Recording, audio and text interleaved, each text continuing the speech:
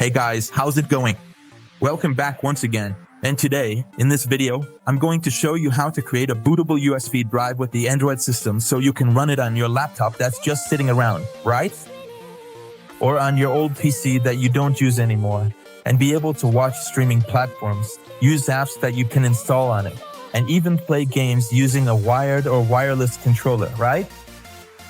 You'll be able to do all of that with this system, and also use Google Assistant to search for apps within the system, you know? It's a complete system, and honestly, it's the best one I've found. It took some work to find it, so go ahead and leave a like on the video. It really helps out. It's a very stable system that's working well. Just watch the video from start to finish and follow all of the steps I show, and it'll work for you. Without further ado, I'm going to show you everything next. Just a reminder, I'll leave the files in the first pinned comment. You just click there. There are two files, okay? One is Rufus, which you'll use to make the bootable USB drive, and the other is the image file you'll need to put on that USB drive. So, just follow along from start to finish like I said, and let's go through the steps together. Alright guys, like I mentioned, you're going to need Rufus, right? I'm going to open it up here on my laptop. Here, I'm going to search for Rufus. Rufus is used to create a bootable USB drive that you can use on your laptop or computer. Here, my device is already selected. I'm using a 4GB USB drive here. That's already enough to run the system. With 4 or 8 gigabytes, you can run the system just fine. It's really lightweight, so it works well. I'm going to select my USB drive here. It already selected it automatically in Rufus, since I've used it before. And here I'm going to select the image I downloaded. It's a file that's about 1 gigabyte, 1.5 gigabytes, and you'll need to select it. And here in Downloads, I already have the ISO file, right? I'm going to select it and click Open. And next, guys, I'm going to leave it set to this option here, Partition Scheme as GPT, okay?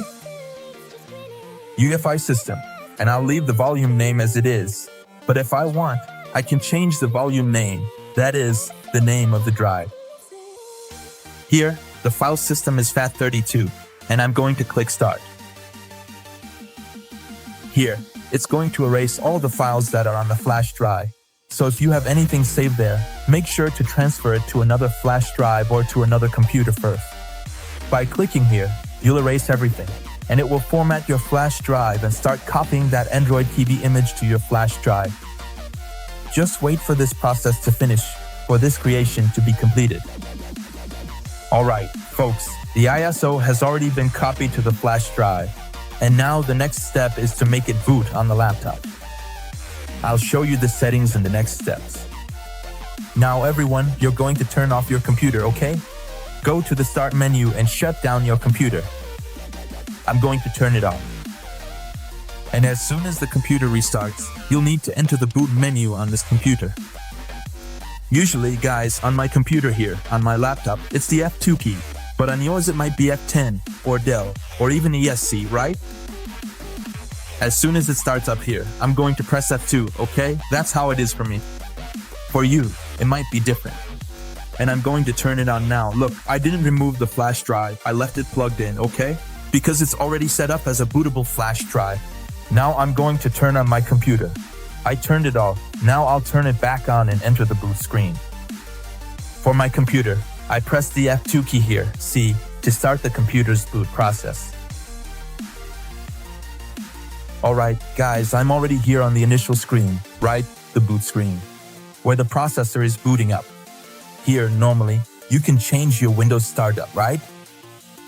I can boot Windows from the flash drive or the memory card, or I can switch back to my hard drive where the Windows operating system is installed. And to get to this screen I'm showing you, usually you can press F2, right? It depends on the model. It could also be the F10 key, or Del, or ESC. It's a good idea to look it up. In my case, it's a Del, right? I use the F2 key to get into this boot screen, and then I go to this option here, which is General, right? And then I select boot sequence, see? It's already showing me, look. There's the legacy option and the UEFI option. I'm going to select this option here, see? And here, guys, it's already showing me that I have a flash drive plugged in, right? And I'm going to start. It's going to boot from it here. As you can see in the sequence, it's in the first position, which means it's going to boot from this flash drive first. I'm going to click on apply, okay? And I'll click on exit so it restarts. Now you just wait for the system to reboot, and now it should boot up with the Android system.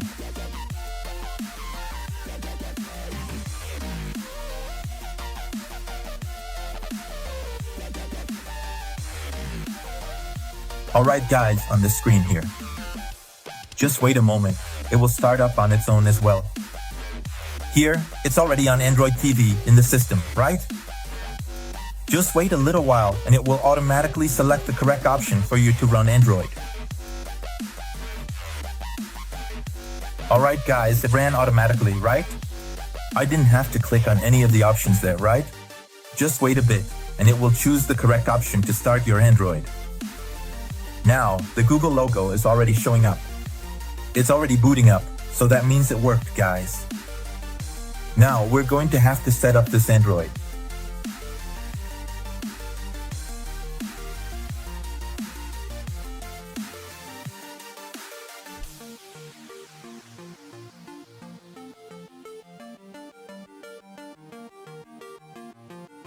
It's already gone into the setup, right? Here, I'm going to set the language and Wi-Fi settings. But first, I'm going to test my remote, right? I've got the remote here just sitting, right? As you can see, it's already kind of beat up. I'm going to show you guys how I use the remote in this system here. I've already managed to use it to select the options. I could use my touchpad or my keyboard, but I prefer to use the remote here. It's up to you guys. I'm going to plug it into the rear USB port and connect the other end of the cable. In my control. Here, look, as you can see, I can already move around, right? In the system, I'm going to select Brazilian Portuguese. And to select it, I press the circle button. Here I'm going to select my network, right?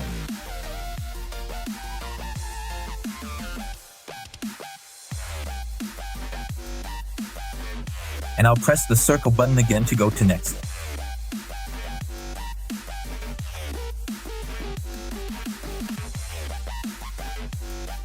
It already shows as connected. And on this screen, you can choose a name, right? If you want to enter a custom name of your choice, or you can just pick any name from this list. I'm going to select Android. Thank you. Hey, and here guys, the system is already running. As you can see, it already shows some things from YouTube here, right? I'm going to open YouTube here, so you can see it's really smooth. This laptop is pretty weak. And as you can see here, look. It runs well, smoothly, everything here on YouTube, right? You can log in with your account and watch your videos. Now guys, I'm going to set up the Play Store here. I'm going to sign in with my Google account on the Play Store to download apps, games, and show you as well. Here guys, to speed things up, I've already signed into the Play Store with my account. I'm going to go in here to show you. My account is already set up here, and I can download apps here. I can search for the app hereby. Text right. And I can also search for the app here by voice. It already shows here, right? It has the main streaming apps that you can use. Netflix, YouTube Kids, Global Play. Some games that I've already installed on this system to test with you guys. And here are the audio streaming apps, right? Spotify, Deezer, MyTurner, and other apps. I'm going to show you some apps that I think are important for you to install on your system. Here, I'm going to go into apps. I'll select this option here, right? It shows all the apps that are installed here on my system. And I'm going to click here. Look, with the circle button on my controller. I'm using a PlayStation 4 controller, right? This circle button is used to confirm. The app one used, guys, to transfer files, you know? In case I have a streaming app or some other app that's not on the Play Store. I installed the Send Files app on my phone and also here on the system. And then I can send files to my Android TV. Another app one installed here is also File Manager. I'll show you guys. It shows the storage that's available here. It also shows it here. My bootable flash drive, the downloads, right? Everything I download here on this system will show up in this folder. Download right here. I have images, audio, video here too, guys, in this app. If you want to watch some free content, this app is pretty well known and you can go ahead and install it to watch. I'll show you guys the content it has. Look, did you like it even more, Tom? There, it has all kinds of content you can watch on this app, right? Several seasons, all completely free. So you can watch on this app, which is also a legal app. You just need to create your account to save your preferences. There's anime and a bunch of other stuff on this app. And now I'm going back to the home screen, okay? To get back to the home screen, on the PS4 controller, I press the L2 button, right? It always goes back. And to quickly return to the menu, I press this button here on my controller. Now guys, I'm going to test out the games, okay? To show you guys, I'm going to test the first game, this racing one. I only have a racing game here.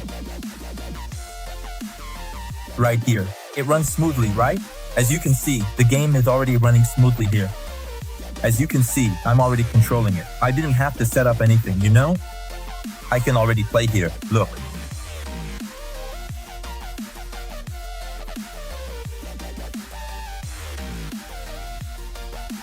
I can already play with my controller.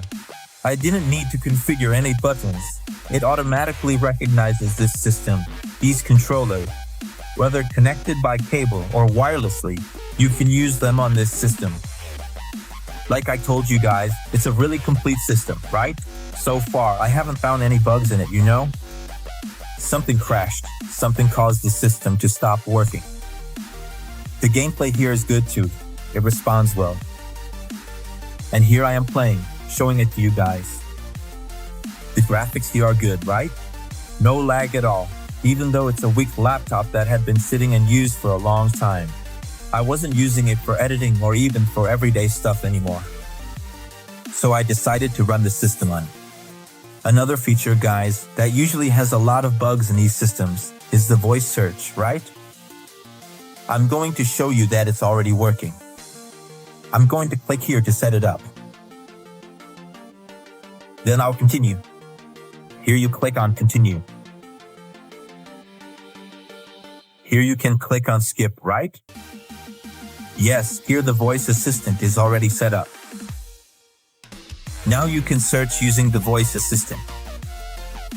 I'm going to test it for you and show you how it works. Open YouTube. Opening YouTube. Here, it's already opening YouTube. I'm going to test it here too. Look, if you don't find the Play Store right away, you can search for it as well. Open Play Store. Alright. Here, look, it's working perfectly. No bugs, right?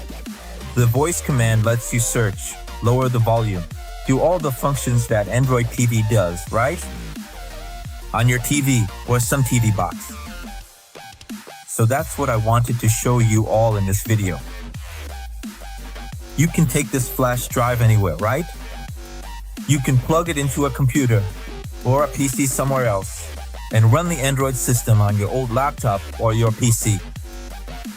So go ahead and leave your like, because it took some work to find this system that's running so smoothly, right? This system is working really well. You can play games like I showed. You can set up a controller here. Just plug your controller into the USB and it automatically works for you to control your system. So make sure to subscribe to the channel, turn on the notification bell, and if you want another video going deeper into this system, leave your comment below. I'll reply and also answer any questions from everyone who comments on the video. Thanks. See you next time. I'm out.